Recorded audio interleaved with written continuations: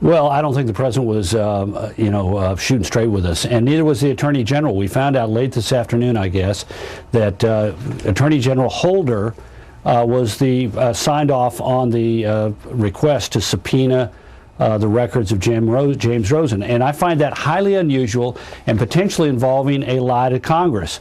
The House of Representatives had Holder in front of the Judiciary Committee, I think it's about 10 or 12 days ago, and he was asked a question by Hank Johnson, Democrat from Atlanta, about the AP situation. And in the course of his response, the Attorney General said the following. He said, first of all, you've got a long way to go to try to prosecute the press for the publication of material. This has not fared well in American history.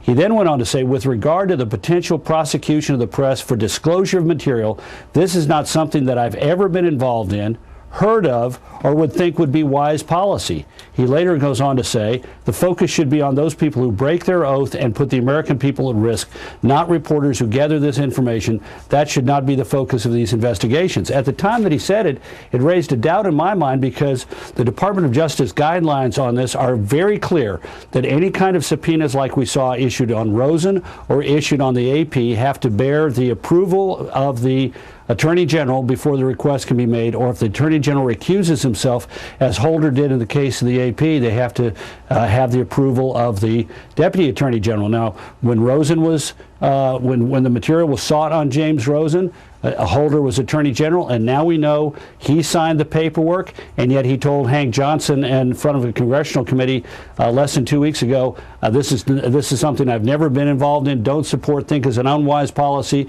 You ought to go after the leaker, not the journalist who publishes the material.